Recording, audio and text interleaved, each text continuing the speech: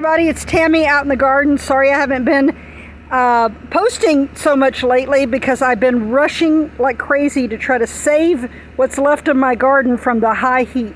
You know, we've had temperatures in the triple digits for 3 or 4 days straight now here in Southern California, and all over the country I'm hearing, even in Texas, 111 in some places. It's crazy, and you've got to really work hard to save your plants. So that's what I'm doing. What you're looking at is my BOOGIE BLUE PLUS filter. I can't say enough about the BOOGIE BLUE PLUS. I'm not compensated by them. I was looking for a way to get more water to my plants without exposing the soil to all those chloramines and bleach that's in the water, you know? And there's a ton of it here in the water. So I looked for the BOOGIE BLUE. I looked for a filter that would do 40 or 50,000 gallons in a lifetime of water so that I could water my garden with it, especially my little kind plants, you know, my kind plants that I have. And I water them with it. They just love it. The water, it removes just so many, you can't even smell the chlorine anymore, and it tastes really great. So this is a dual purpose filter. You can use, well actually it's a multi-purpose filter. You can use it for prepping, to create, to fill your water jugs. The only caution I have there is that it does not remove, it only removes it only removes 15% of the dissolved solids. So if you have hard water, in other words, the BOOGIE BLUE filter is probably not the ideal choice ultimately.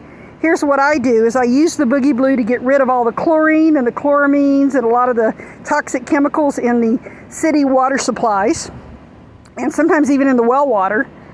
And I use that to get rid of that. And then I take the water and I put it through my gravity filter, and that takes care of all the total dissolved solids. So it's a great tool to have.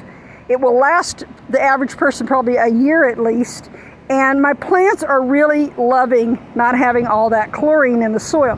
The chlorine messes with the soil composition, and the plants just don't like it, especially cannabis plants, if you're growing those, and tomatoes. Now, I'm still having a blossom rot issue with my tomatoes, as I talked about in a previous video. And the only thing that seems to help that is CalMag. I'm out of CalMag right now, so I'm getting a lot of tomatoes with blossom rot, and it's very, very disheartening. But CalMag seems to really help. So I'm going to go back and get some of that when I can afford it.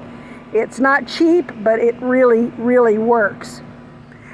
Somebody's told me that Epsom salt for gardens is pretty good.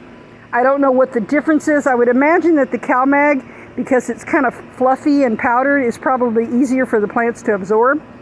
So if you're using CalMag, if you're growing tomatoes in pots, you might want to use CalMag. If you have a lot of them in the ground, as I also do, you might want to switch over to Epsom salt because it's a lot cheaper. So as you can see, the summer's been pretty hard on the garden. I'm not getting the plants to fruit. I have strawberries. They look nice and healthy. The leaves look green, but they're not fruiting. My tomatoes aren't fruiting the way I thought they would. My corn is kind of stunted in its growth, even though I have given it tons and tons of fertilizer. I'm not sure what's going on, but this year has been a particularly challenging growing season. Please, in the comments below, if you're having challenges growing this year, let me know. I don't want to think I'm the only one. So anyway, as you can see, some of the tomatoes are coming in and they don't have blossom rot. I've been using the CalMag on these guys for a while.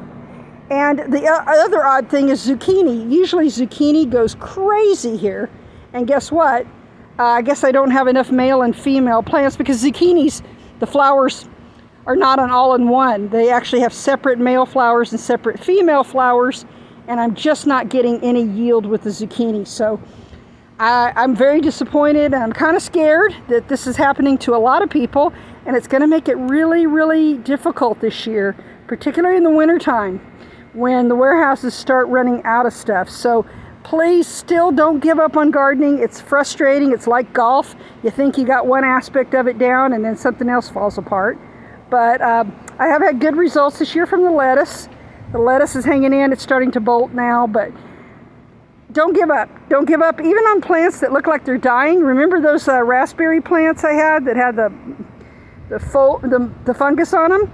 Well, the fungicide seems to be working, and they're putting out new leaves and no sign of fungus yet. So there's something to be glad about. But remember, do gardening also for your mental health, and just let it flow. Let nature do its thing, and hopefully you will have a successful season.